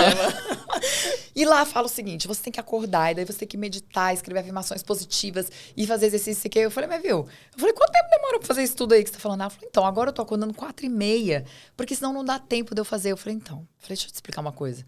Você tá acordando 4h30, cara, quando chega meio-dia, você tá morrendo de sono. Ou seja, você faz o Milagre da Manhã pra sua vida virar um inferno no meio da tarde, entendeu? Eu falei, guarda essa frase que eu vou falar pra você. O que importa é o que você faz da hora que você acorda até a hora que você vai dormir. É isso que importa, né? Que é a história você priorizadora, né? Exato. Então, assim, tem até um estudo que fala dos cronotipos. Então, assim, o que é o cronotipo? É o ritmo que vai ali o seu ciclo circadiano. Não é todo mundo que nasceu para acordar às 5 horas da manhã. Nem é todo mundo que é da manhã. Então, eu acho que as pessoas hoje, elas se sentem até culpadas. E eu vejo muito isso. Ai, me sinto culpada porque todo mundo acorda às 5 horas da manhã e vai treinar, não sei o quê. E eu só funciono às 8. Tá tudo bem, cara, se funciona às 8. Tá tudo certo. Então, acho que hoje a gente lida muito com isso, né? Principalmente mulheres, sabe? Então, assim, eu me cobro, porque eu tenho que fazer o meu milagre da manhã. Eu tenho que cuidar do meu filho. Eu tenho que ser esposa. Eu tenho que ser a melhor no meu trabalho. Eu tenho. E aí você entra no burnout. Você entra num movimento de exaustão que não dá. Você não consegue cuidar de você mesma, sabe? O doido é isso, né? Porque, assim, eu gosto de acordar cedo. Ela não gosta de acordar cedo. Então, aí, tipo assim, deu domingo cedo, eu tô acordando, levanta, vai fazer... Como assim? Domingo? Não é tão assim, não. Não, acordar cedo, eu acordo 6 horas da manhã. Hoje eu já acordo de boa 6 horas da manhã. Pra fazer beach tennis, beach não tennis. Pra correr, mas entendeu? tem que ter um motivo. Eu gosto do beach tennis, entendeu? Então você tem que arrumar um motivo que você acorde de boa, né? E às vezes você... Olha, eu vou falar uma coisa pra vocês. Quando eu casei, o Fábio sempre gostou de dormir 9h30 da noite. E eu era a pessoa que dormia... Eu sempre acordei cedo, mas eu dormia mais tarde. E aí, quando a gente foi morar junto, enfim, ele falava assim, vamos deitar. E eu falava, mas são 9h30. Aí ele falava, não, mas vamos deitar. Aí, não cara... dormia, deitar. Não, com, sei lá, 20 dias que a gente tava morando junto, eu falei pra minha mãe, mãe, eu acho que eu vou separar. Ela falou, por quê? Eu falei, eu não aguento. Eu falei, esse homem quer que eu vá dormir 9h30 da noite. Ela falou, minha filha, mas vocês não são colados. Deixa ele dormir e você... Aí eu falei, quer saber, Fábio, eu vou pra cama com você, mas você põe essa venda aqui. Aí eu botava a venda no olho dele e eu ficava lendo, ficava fazendo alguma coisa. Aí eu fui me acostumando a dormir mais cedo. Dormir mais cedo. E aí eu comecei a acordar também mais descansada, sabe? Mas eu nunca fui a pessoa de dormir 9h30, mas sempre fui a pessoa da manhã. Mas eu conheço muitas pessoas que cara, não conseguem funcionar 6 horas da manhã. Se fala assim, viu, vamos fazer uma reunião 7h30 da manhã? Não. Vamos fazer 9, porque eu só começo a funcionar 9 horas da manhã. E isso é explicado fisiologicamente, né? Então, não é essa Grazi, história. Né? A Grazi, gente. Beijo, Grazi. 7 horas? Não. Grazi, vamos fazer uma reunião 7 horas? Não. No encontro lá do Mastermind que a gente participa, do Vinhas, aí a gente acordava cedinho pra ir pro beach tennis. Jogava beach tennis. Aí eu encontrava ela no café da manhã. E aí, vamos amanhã jogar beach tennis. Fui dormir 2 horas da manhã, tava bebendo, me deixa. Gente, a gente tava no mesmo quarto. Aí ela falava assim pra mim, você vai correr amanhã? Eu falava, não, fique em paz. Vamos acordar tudo na mesma hora. É porque, assim, as pessoas falam muitas coisas na internet. E às vezes a gente acaba ficando louco. Porque, assim, quer fazer de tudo... Um pouco de tudo. Pouco, sim. Né? E não funciona. E às vezes não funciona pra gente, né? Então, é viver sossegado mesmo. Acho que entender o que é que funciona pra você e você seguir em paz com a sua vida pra poder ser o mais produtivo possível. Debs, a gente tem muitos fisioterapeutas que, por exemplo, eles estão, às vezes, vivendo uma vida que eles estão... Tem alguns que estão com a agenda lotada, outros não. Mas, de qualquer forma, parece que todo mundo tá cheio de coisas a fazer. Às vezes, não necessariamente trabalhando ali, mas tem a casa, tem o filho, tem o marido, tem isso. Estão tentando fazer cursos novos para tentar agregar conhecimento, mas o que a gente percebe hoje, olhando para esses cursos online, que muitos começam e poucos terminam. Então vem aquela febre, não, eu quero, só que não consegue se organizar, não consegue priorizar o que realmente importa. O que realmente importa. O que você consegue dizer para essas pessoas de forma a talvez conseguir escolher melhor o que é prioridade para elas no momento? Tem um exercício que eu sempre falo para as minhas alunas, que é, gente, a coisa mais simples do mundo, que é assim. As pessoas ficam muito piradas na história do, eu preciso ter um planner, eu preciso ter um caderno, uma agenda, não sei o quê. Eu falo, gente, você não precisa ter nada disso. Você precisa pegar um papel que, sei lá, caiba uma frase. E nesse papel você vai escrever todo dia de manhã a sua única prioridade. O Cortella fala isso, né? Ele fala assim, prioridade não tem plural. Prioridade. Não tem plural, porque senão você fica a pessoa tarefeira, né? Eu falo que as pessoas, quando elas estão muito sufocadas, como, por exemplo, né, os seus alunos, os fisioterapeutas, é assim, ela é tarefeira. Então, assim, eu tenho que fazer isso pro meu filho, eu tenho que fazer isso pro meu marido, não sei o que, e não sobra o tempo para ela. Então, eu adoro usar a analogia do avião, né? Quando você entra no avião, que a aeromoça fala? Se tiver uma criança do seu lado, máscara primeiro em você, depois na criança. Porque você não vai salvar a criança se você não estiver respirando. Sim. Na vida é igual. Então, assim, é uma pergunta que ela é simples. Mas, assim, qual é a única coisa que eu posso fazer hoje que vai me levar em direção a isso que eu quero? Então, assim, é um passo por dia. Falo para as minhas alunas, cada milímetro que você anda importa. Então, se você pega um papel, por exemplo, seus alunos, eu comecei o curso. O que eu posso fazer hoje para que eu possa chegar nesse meu sonho aqui, né? E o importante é você ter clareza de onde você quer chegar também. Porque se você não tem clareza, é o que você falou do beach tênis. Se eu não tenho clareza do porquê que eu quero acordar às 6 horas da manhã, por que eu vou acordar às 6 horas da manhã? Se eu não tenho clareza do que eu quero com esse curso que eu acabei de comprar, por que eu vou fazer? Né? Então, assim, tá bom, eu comprei esse curso porque eu quero, sei lá, lotar a minha agenda em 6 meses. Beleza, então, hoje o que eu vou fazer? Durante meia hora eu vou assistir as aulas do curso. Amanhã, hoje eu tenho 40 minutos. Então, a minha prioridade do dia hoje é, durante 40 minutos, eu vou assistir essa aula. E aí você pode me falar assim, mas acho que eles fazem isso, mas eles não contam. E aí entra o motivo da procrastinação. Por que muitas vezes pode ser que eles não façam? Porque eu não acredito que assistindo o curso eu vou chegar na minha agenda lotada. Porque eu não acredito no meu potencial. Porque eu tenho medo de, mesmo assistindo o curso, fracassar lá na frente. Porque eu tenho medo do julgamento de repente, o meu marido, ou a minha mãe, ou meu filho olhar pra mim e falar assim, mas nossa, você deixou de fazer, sei lá, deixou a louça na pia pra fazer curso online. Porque, gente, a gente passa por isso.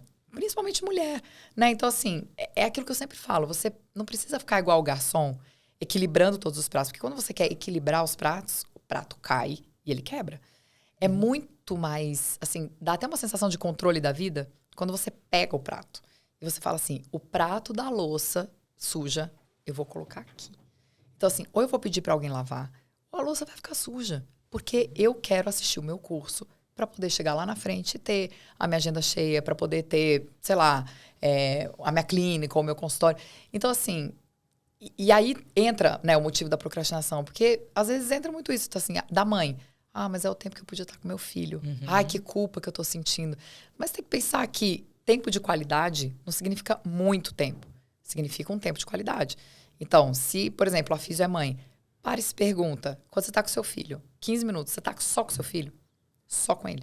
Ou você tá no celular, olhando um monte de coisa? Sabe? Porque às vezes 15 minutos que você fica com seu filho, pra ele já tá beleza, porque foi um tempo de qualidade. E aí você tem lá a sua meia hora para você assistir seu curso. E quando você estiver vendo seu curso, elimina todas as distrações e só assiste o curso. Porque, gente, meia hora de foco é muita coisa. É muita coisa. Tem uma pesquisa que até fala que para cada interrupção que você faz, no momento de foco que você tá, você demora 23 minutos para voltar. Para voltar.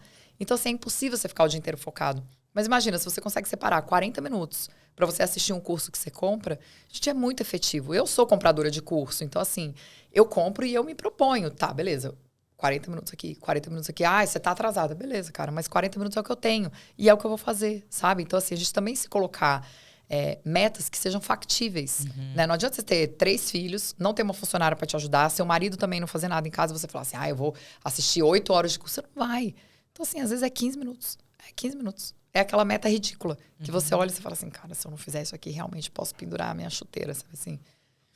É a falta da prioridade e da clareza, então. Eu não tenho clareza de onde eu quero chegar e eu não tenho a noção que a prioridade sou eu fazer isso nesse momento. Eu fico me culpando pelo monte de coisas que às vezes eu não dou conta de fazer. Você falou dos 40 minutos. 40 minutos focado ali, realmente, a gente produz muito. Como que seria para ter 40 minutos focado? Deixa o celular em algum lugar? Tipo assim, para não chegar a notificação de tudo quanto é lado? Então, o que eu faço? E olha que, gente, eu trabalho com isso, né? O que eu faço? Eu tenho lá meu escritório, eu deixo meu celular do lado de fora do escritório. Eu não tenho notificação no meu celular, nada. Então, tanto que a Raíssa deve ter visto. Lá no meu coisa, tem escrito o quê? Respondem até 72. Sim. A gente pediu, né? A gente pediu a informação aqui pro podcast, não chegou. Não, procrastinou. Tá dentro das 72 horas, entendi. Você me pediu isso foi antes. Exato. Não, nem tá no deu tempo. 72. Tá no tempo. Tá tranquilo. E eu falo, se for urgente, me liga. Por quê? Porque eu não deixo notificação no meu celular. Porque qualquer notificação que você deixe, você tá aqui, você tá falando isso aqui. Apitou a tela, você faz assim. Pronto, você já perdeu o foco. Então, para você pensar em 40 minutos focado, é assim, é sem distração mesmo, sabe? E eu sempre falo, O que a nossa cabeça faz? Eu sentei aqui pra, sei lá, estudar, assistir aula. Nossa, que sede. Preciso levantar, pegar uma água. Então, assim, pensa assim. Sou eu. Eu vou sentar... gente, mas pensa assim, ó. Eu vou sentar pra assistir uma aula. O que normalmente eu preciso? Preciso da água. Tá bom, você vai deixar sua água aqui. Preciso de um elástico. Porque isso já aconteceu comigo. Preciso de um elástico pra prender meu cabelo. Isso acontece. Aqui, no meu braço. Tá bom, o elástico tá aqui no meu pulso. Eu preciso de uma caneta pra... Tá bom, a caneta tá aqui. Porque senão a gente fica nesse movimento mesmo, sabe? Qualquer coisa a gente levanta e a gente desfoca. E aí quando você vê 40 minutos, virou 1h30 e você não fez o que você deveria fazer. Então, é um movimento que ele tem que ser consciente. Não tem jeito. Não tem jeito. Só que foco é que nem músculo, né? Quanto mais você treina, mais forte ele fica. Então, no começo é difícil mesmo. Se você pensa, eu não consigo ficar 40 minutos. Cara, usa, por exemplo, o Pomodoro. Eu adoro o Pomodoro, que é... Você foca 25, você coloca no cronômetro, 25, descansa 5. 25, descansa 5. Você pode fazer 4 ciclos assim, de 25. Mas se você tiver 50 minutos, 25, descansa 5, 25, descansa 5, acabou. Você já cumpriu 50 minutos ali do que você precisa fazer, sabe? Sei lá, é difícil, gente. Hoje eu acho que o bem mais precioso que a gente tem é a atenção, sabe? E eu sinto que hoje, pra gente... Está cada vez mais difícil esse 40 minutos de foco, eu vou dizer pra mim, porque antes eu era a fisioterapeuta e a professora. Agora não. Agora a gente tem uma empresa em que chega uma informação do grupo do tráfego, a do grupo do Active Campaign, a do grupo das artes, porque tem que aprovar o financeiro, chega para fazer um pagamento. Aí o grupo de alunos, nós temos 13 grupos de alunos, chega uma pergunta aqui. O grupo do Mastermind. Aí eu tô lá preparando uma aula e é notificação para todo lado. Então eu sinto que hoje a minha produtividade tá muito menor. Porque eu quero focar na minha aula. Não, peraí, eu preciso pagar esse negócio que eu vou esquecer. Eita, essa pergunta eu preciso responder que eu vou esquecer. E aí parece que, né, aquela sensação que você ficou ali 3 horas e eu fiz o quê? Eu respondi os outros. Mas sabe uma coisa que eu faço? Isso pra mim ajuda muito. E eu falo pras minhas alunas, faça isso. Que é tipo, eu tenho uma lista que chama lista do descarrego. Então, às vezes, eu tô fazendo isso. Tô preparando uma aula. Aí vem assim, nossa, preciso pagar, não sei lá, preciso pagar o DARF. Aí eu anoto lá, pagar o DARF. Nossa, o livro da Amazon. E continuo fazendo. Eu não paro mais, porque comigo acontecia isso. E o que eu fazia? Nossa, preciso pagar o DARF. Mas isso aqui é rapidinho. Aí eu entrava no banco. Aí dali eu lembrava, nossa, eu preciso sei o quê. Eu não sei o quê. E aí eu saía daquilo que eu tava fazendo e eu ia indo para outro caminho. Quando eu via, eu já tava no WhatsApp. Nem lembrava o que tava fazendo. Exatamente. Primeiro. Então eu uso essa lista de descarrego. Então, esses dias até perguntaram, você tem horário para responder o WhatsApp? Eu tenho. Então, assim, se eu não tô em atendimento, eu respondo a cada 1h30. Cada 72 horas. Não, a cada 1h30, assim. Eu não cheguei nessa lista de 1h30. Eu tô na 72. Você tá na de 72. Meu Deus. Mas assim, a cada 1h30 eu abro e dou aquela passada, porque é exatamente isso. Eu falo isso pro Fábio, eu falo, meu WhatsApp é uma coisa bizarra. Eu zero. No outro dia, quando eu acordo, tem tipo 60 mensagens. Eu falo, gente... Essa aqui tem o mal do WhatsApp. Eu tenho. Não, o pior é que o meu tava suporte do RCA 360, que é o nosso curso. Quando ele tem 196 mensagens. Eu perco 2 horas só para zerar. Nem responder, só para zerar tirar as notificações. É punk, negócio. Mas é difícil porque a gente perde um pouco o controle. Por exemplo, do Rapidinho, a gente tava no Uber vindo para cá. E aí eu tinha um pagamento para fazer. Tava lá eu entrando no aplicativo fazendo um pagamento. Aí, de repente, conta bloqueado. Meu Deus, como assim? Bloqueou minha conta? Do nada, nunca aconteceu isso. Falo com o gerente. Tem que ligar no número tal. Aí vai eu ligar. Liga pra mulher do banco, criando um outro usuário. Eu entrando na frente ali do Shopping Morumbi, criando um usuário. Ela ainda liga e fala assim, como é que bloqueia 2 vezes? Como é que bloqueia o meu usuário? Era assim, é porque você errou. 2 vezes. Não tava presente, não tava be present. Exato, gente. Não tava presente. Hoje aconteceu isso comigo. O Lucas, que é lá do nosso o Lucas Marcado, sabe? Ele me chamou pra dar uma aula pra especialista dele. Aí eu mandei pra ele no começo do mês. Eu falei, eu posso dia 23, às 20 horas, que é hoje. Aí eu falei, você me confirma? Nada. E, cara, minha agenda é uma maluquice. Daí, ele não me confirmou, eu marquei outra coisa. Hoje, 10 horas da manhã, ele manda. Não acredito. Debs confirmado? Falei, Lucas. Falei, olha a nossa última conversa.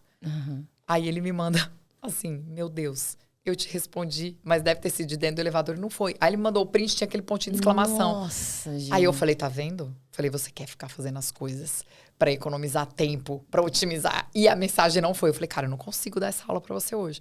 Ele, não, tudo bem, não sei o quê. Então, assim, eu acho que é isso que tá acontecendo com a gente, sabe? Então, putz, eu tô aqui no elevador. Não, deixa eu responder rapidinho. Só que aí não tem sinal no elevador, a mensagem não vai, você não olha.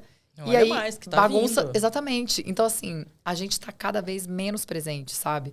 Se você pensar, por exemplo, até na hora de comer. Gente, as pessoas não só comem mais. Tipo, você tá comendo e você tá assim, ó. Não, deixa eu fazer isso aqui. Respondendo caixinha do Instagram. Entendeu? O que você comeu hoje, Val? É assim, né? É assim. Cada vez mais difícil. Não, a gente tava vindo pra cá e aí ela bloqueou, né? Aí fica nervosinha, né? Porque errou o negócio e fica com raiva com a mulher porque errou o negócio. Aí, uma coisa assim, como é que você prioriza hoje a sua família? Assim, tem algum ritual, por exemplo, dentro da sua família que você, para dar mais atenção, para ter mais tempo de qualidade com eles, como é que é? Então, teve uma coisa uma vez que eu ouvi do Flávio Augusto, que ele falou assim, ó, para você incluir sua família na sua profissão, você tem que vender o seu projeto para eles. E daí, quando eu entrei no marketing digital e comecei a vender curso, eu falei, cara, eu preciso vender esse projeto, né? Porque a gente sabe como é lançamento. Então, assim, você fica maluco. Então, por exemplo, a Duda sabe, quando é semana de lançamento, eu falo para ela, minha filha, a mamãe tá lançando. Não, mamãe, beleza. Ela sabe que eu desapareço. Porque, gente, vocês sabem, é muita coisa, entendeu? Sim. Só que o que eu faço? Normalmente, e isso foi uma coisa que o Vinhas me falou uma vez, as minhas entregas do ao vivo eram sábado. E ele falou assim pra mim, por que você faz entrega aos sábados? Eu falei, porque é mais fácil para meus alunos. Ele falou, entendi. Ele falou, só que você faz 4 lançamentos por ano, isso são 28, 30 sábados por ano de 52. Ele falou, e sua família? Ele falou, por isso tá surtada desse jeito. Aí eu falei, no Hot City. Aí eu falei, Falei, Eu? Surtada? Falei, tem razão. Aí eu mudei pra segunda-feira à noite. Essa última turma foi segunda à noite. E aí, muitas alunas falaram, mas segunda é difícil. Eu falei, gente, sinto muito. Falei, mas assim, a prioridade é a minha família. Então, o que eu faço hoje? Eu tirei todas as aulas dos finais de semana. Então, obviamente, às vezes tem alguma coisa, algum curso, tem o Mastermind que a gente viaja e tal. Mas assim, em geral, fim de semana é da minha família. E o que eu faço? Eu trabalho de casa, mas eu tenho meu escritório. Então, eu falo, quando eu termino, que eu baixo o computador e eu fecho aquela porta, é como se eu estivesse saindo de um prédio comercial, sabe assim? Então, assim, eu não falo mais de trabalho, eu não quero saber. Aí e toda noite a gente janta junto. Então, pra mim, aquela hora do jantar e o depois, que a gente fica jogando e tal, porque aí também celular é proibido lá em casa depois das 7h30 da noite.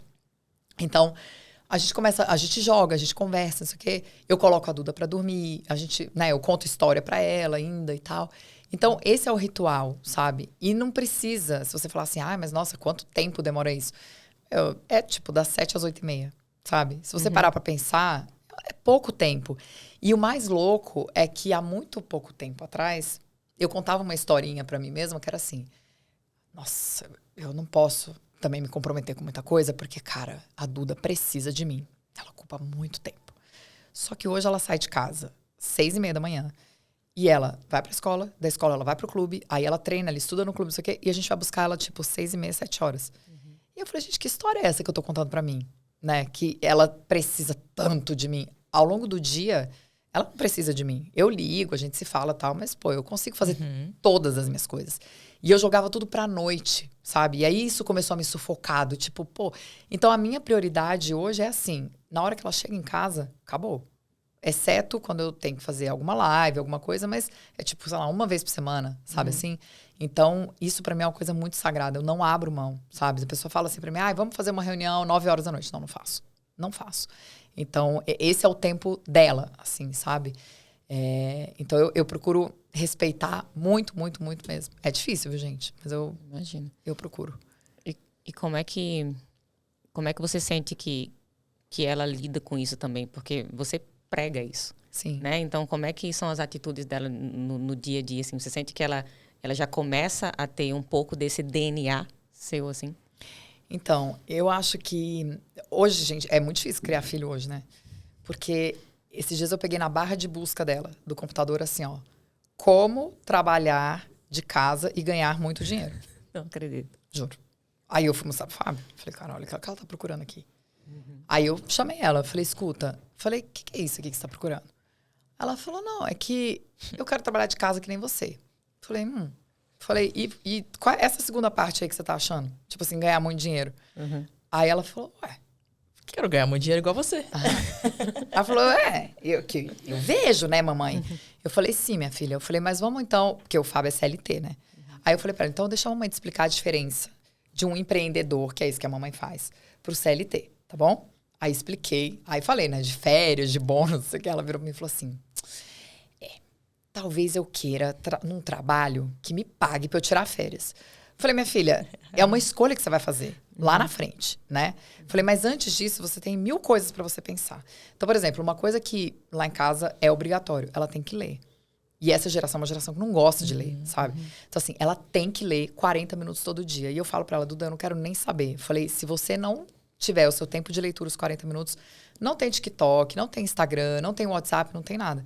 Então, a gente faz um controle, ainda dá pra fazer, porque ela acabou de fazer 11 anos. Então, a gente tem tempo de uso do dela, né? A gente bloqueia mesmo o telefone. Depois que ela faz tudo, aí ela pega o telefone e tal.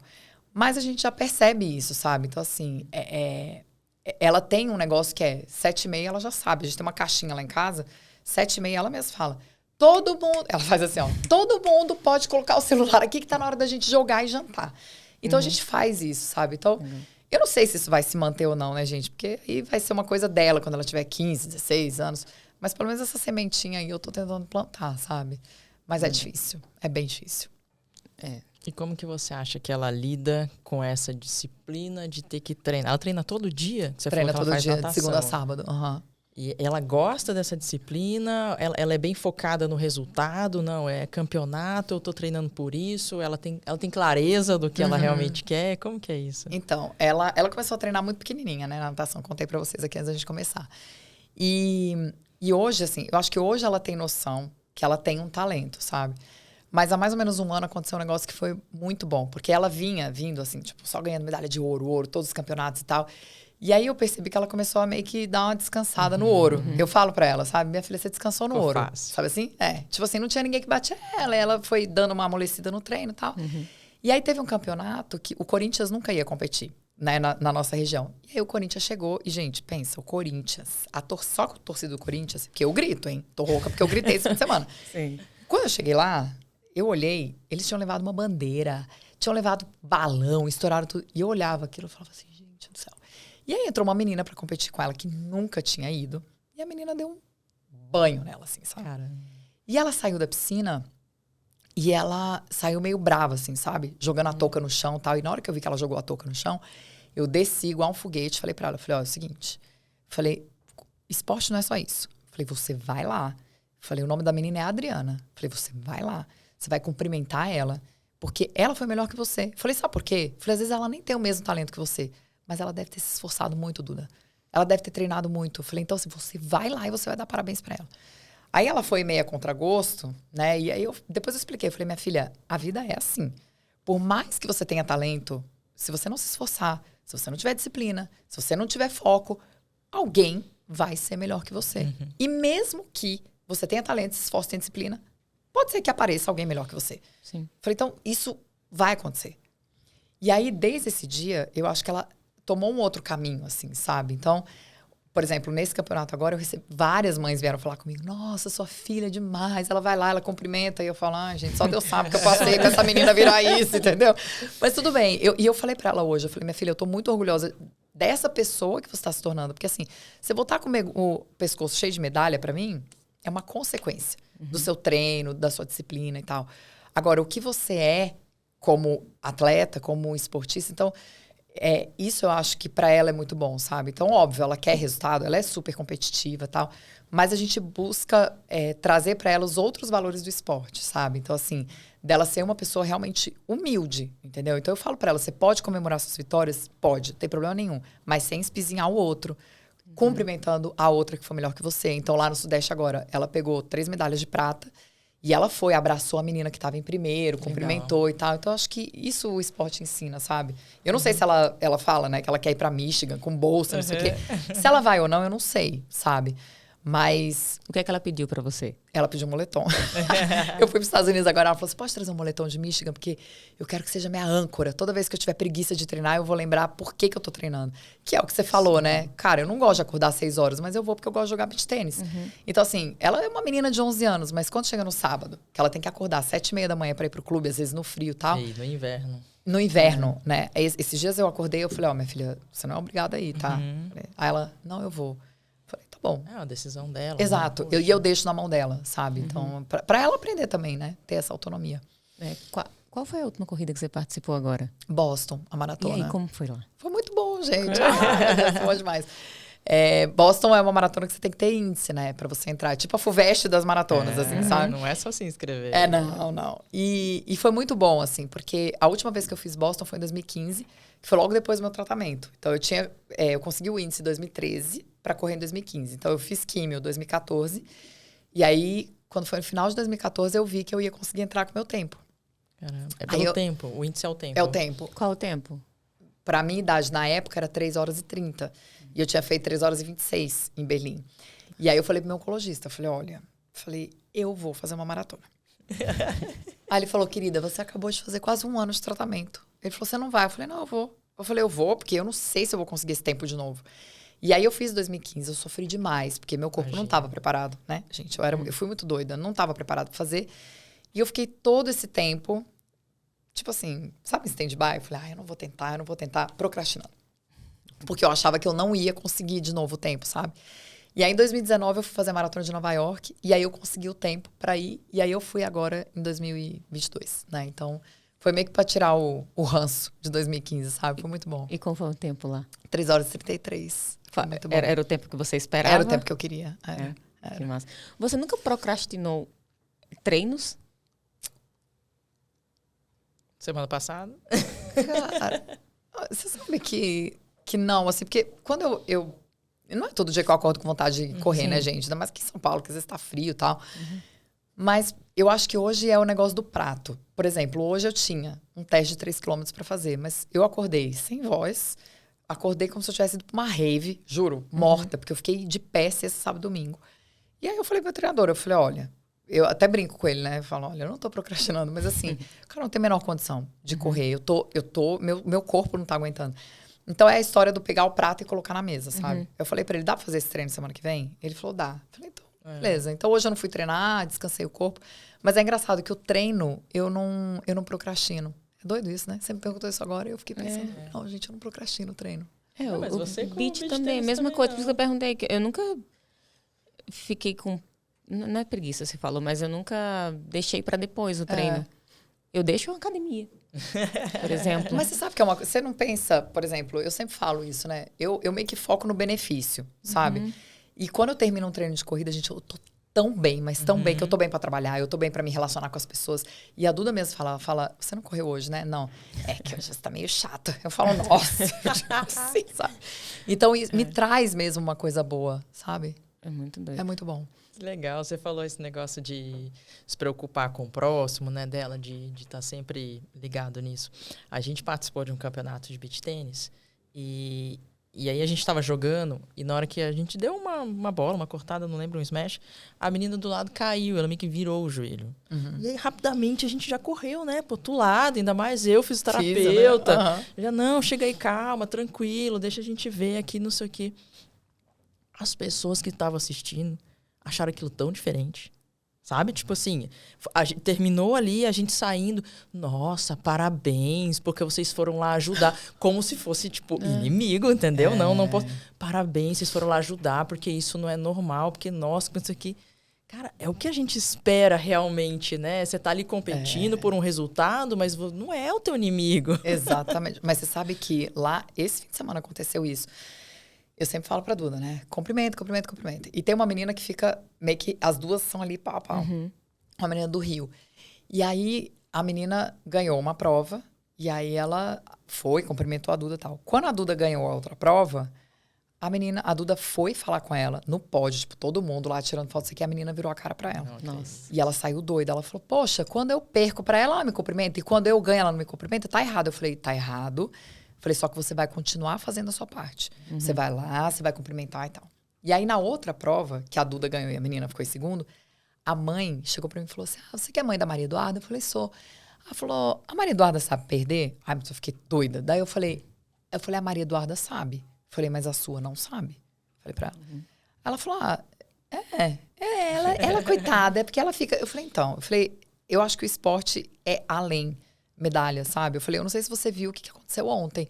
Eu falei, ela virou a cara pra Duda, não sei o quê, tal. Aí a mãe falou assim, ela tem muita dificuldade pra perder. Eu falei, mas aí eu acho que entra a parte dos pais, que é ensinar. Porque, gente, na vida, você vai perder. Exato. Você vai perder. Seja, sei lá, porque você não consegue lotar sua agenda, seja porque você não consegue colocar o número de alunos que você quer num curso, seja porque você faz um lançamento e dá ruim, né? Então, assim, poxa, a gente vai perder várias vezes na vida. A vida não é só ganhar. E eu acho que a gente aprende a ganhar muito mais quando a gente aprende a perder, sabe? Quando a gente aprende a perder, quando a gente aprende a lidar com o fracasso, a gente aprende muito a ganhar, a saborear as vitórias, sabe? Então, acho que traz muito. E isso que você falou é muito doido, porque virou, assim, o que deveria ser regra, virou exceção. Então, assim, você cumprimentar um rival, né? Você, sei lá, ajudar uma pessoa que tá ali caída na rua. Hoje não tem mais isso, né? Empatia foi embora. Acabou, não existe mais. Exatamente. Ô, Debs, e você usa um termo produtividade humanizada. O que seria exatamente isso? Então, o que eu percebi, veio toda essa história da procrastinação e tal, e eu lancei o meu primeiro curso, que chama de Não Procrastinação, em comecinho de 2020, antes da pandemia. E aí, eu comecei a perceber que não dava para ser sei lá, os hacks de produtividade normais, porque a maioria deles foram criados por homens. Então, se você olhar, quem que fala de produtividade hoje? Então, a gente tem várias pessoas. Tem o Joel, né? A gente tem, sei lá, tem o lá da Tríade do Tempo, que eu esqueci o nome dele. O Wendel. Tem o Wendel. Esqueci o nome. Gente, como que é o nome dele? Esqueci. Que escreveu a Tríade do Tempo. Mas, assim, são todos homens. E quando o homem fala de produtividade, é diferente. Porque a mulher, querendo ou não, a gente tem 1000 demandas, que eu falo que são as demandas invisíveis, né? Então, quando eu pensei no curso, eu falei assim, cara, eu preciso criar uma forma delas desenharem essa rotina delas. Então, assim, eu posso entregar 1000 ferramentas, mas se elas não souberem por que elas fazem, se elas não souberem se priorizar, se elas não desapegarem um pouco desse medo do julgamento, do medo de fracassar, da culpa, não vai funcionar. Nenhuma ferramenta. Posso ensinar Smart, posso ensinar SWOT, posso ensinar o que for. Não vai funcionar. Então, o que eu fiz? Dentro do método, primeiro, elas fazem um mergulho, assim, dentro delas, sabe? Então, assim, entender o que são os inegociáveis delas, entender o que elas têm medo, como que elas lidam com esse medo, para daí, sim, eu entregar as ferramentas. Então, eu até falo para as pessoas, ó, o último módulo do curso são as ferramentas. Então, o que é o método de produtividade humanizada? É você entender quais são os seus inegociáveis, quais são essas crenças que te limitam, como que você lida com esses medos. E aí sim você conseguir montar uma rotina que faça sentido para você dentro da sua individualidade e do seu momento. Né? Então, assim, eu acho que hoje, o que impõe pra gente é a rotina do Milagre da Manhã. E eu acho, e apesar de chamar Milagre da Manhã, gente, eu não gosto desse livro, é verdade mesmo. Eu tenho um ranço do livro, na real. Eu acho que ele impõe pra você uma coisa meio opressora, sabe? Você tem que acordar às 5 horas da manhã. E você tem que fazer afirmações positivas. E tem que meditar. E tem que. Só que a gente tem que 1000 outras coisas ao longo do dia. Né? Então, assim, eu acho que a gente entra numa coisa muito opressora que faz você procrastinar. E a minha ideia para elas é, você vai se tornar uma pessoa que é priorizadora. Então, assim, você vai primeiro colocar a máscara em você. Nem que você faça uma coisa que seja importante para você. Para daí você cuidar do resto, sabe? E tem funcionado bastante para elas. E elas e é engraçado porque elas propagam isso dentro da própria casa delas, sabe assim? Então, assim, muda a relação com o marido, muda a relação com os filhos. Porque quando você entra na produtividade humanizada, eu falo para elas, gente, vocês precisam aprender, inclusive, a se comunicar. Porque muitas delas falam assim, meu marido não me ajuda. Eu falo, tá, mas não ajuda, você não pede. Porque homem, gente... Fica esperando, né? Exato. E não é só homem. Qualquer pessoa. A pessoa não tem bola de cristal, entendeu? E eu falo pra elas, percebe se você não faz o movimento assim de você pensar que você quer que ele faça alguma coisa. Aí, porque ele não faz aquilo que você pensou, você faz um bico. Fica de bico. Mas o coitado nem sabe por que você tá de bico. Então, começa a falar. E várias alunas minhas começaram a fazer isso, sabe? Do tipo, olha, eu preciso de 40 minutos para ir na academia. Você pode ficar com as crianças? Do marido falar, nossa, por que você nunca me pediu isso? Verdade. Sabe assim? Então, eu acho que é isso, assim, é você colocar uma rotina que caiba dentro daquilo que você vive no momento. E por isso que não pode ser uma coisa estática, sabe? Aquela agenda do Google, toda colorida e tudo. Porque imprevistos acontecem. Porque a mulher tem filho. Porque às vezes liga da escola, como aconteceu comigo semana passada. Eu tinha uma reunião com a Grazi, inclusive. Falei pra ela, cara, eu não consigo. Me ligaram da escola, do tá com febre, eu tenho que levar ela a fazer um teste de Covid.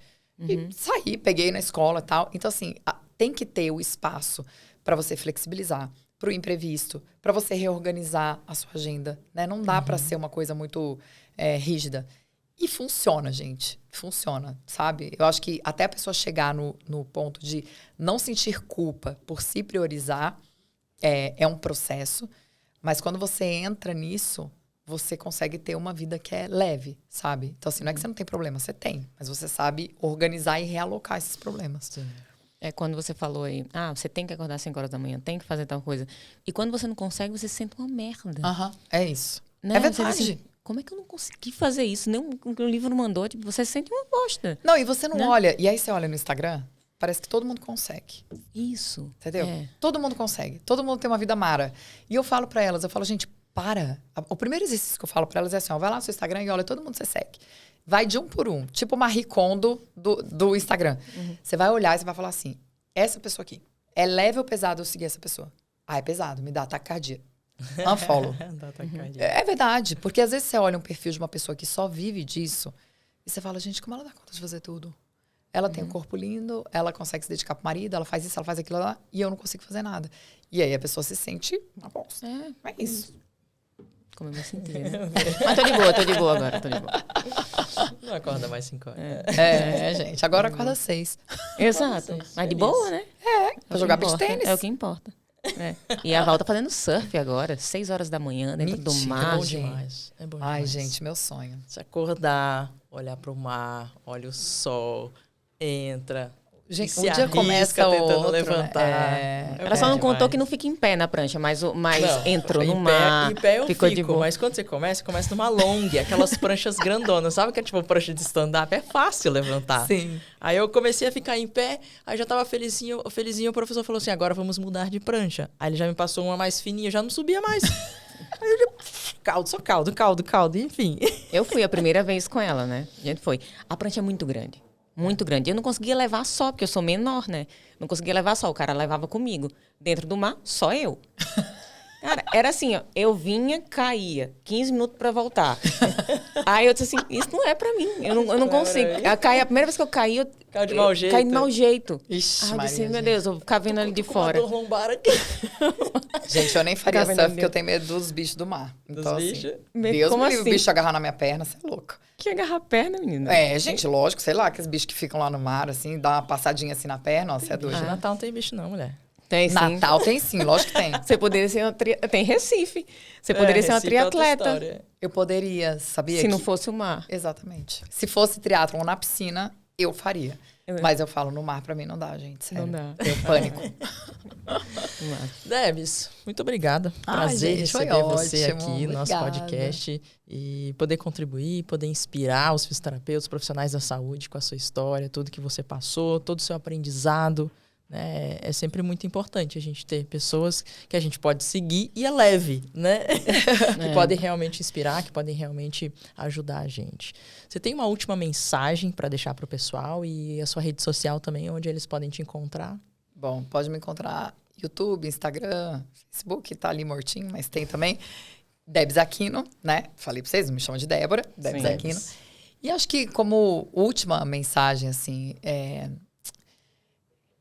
você olhar pra dentro, sabe? A gente fica tão preocupado com o que vem de fora, com o que vem do externo, com o que vão pensar, com o medo do julgamento, que a gente deixa de viver tantas oportunidades bacanas, né? E de viver a vida mesmo. E a nossa vida, ela é tão efêmera que eu falo isso. Não vale a pena a gente deixar de viver porque a gente tá o tempo todo olhando pra grama do vizinho, sabe? Então, eu procuro eu mesma fazer esse exercício, porque, óbvio, nós somos seres humanos, né? Então, assim, o tempo todo, tá bom, olha pra sua grama, olha pra sua história. E aquilo que eu falei no começo, né? Então, assim, a nossa história ela tem um potencial enorme. Quanto mais a gente olha pra nossa história e olha de onde a gente veio, a gente consegue perceber o caminho que a gente fez e a força que tem a nossa história. E através dessa força a gente tem um potencial muito grande de ação. Então, acho que é a gente se conectar com a nossa história, né? Com aquilo que vem daqui mesmo. Que eu acho que isso faz a gente dar o nosso passinho todo dia, sabe? Nosso milímetro por dia.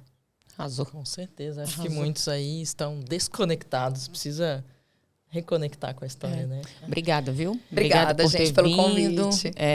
Procrastinou algumas coisas, né? Antes de chegar até aqui, mas eu... Mas tava Mas dentro, você entendi. eu tava dentro das 72 horas. Ok, tô tranquilo, agora eu entendi. Obrigada por compartilhar a sua história. Sua história é maravilhosa. E é um prazer poder fazer parte, né, de alguma forma da sua vida aí. Você, enfim, ter a oportunidade de te conhecer, mais um mastermind lá.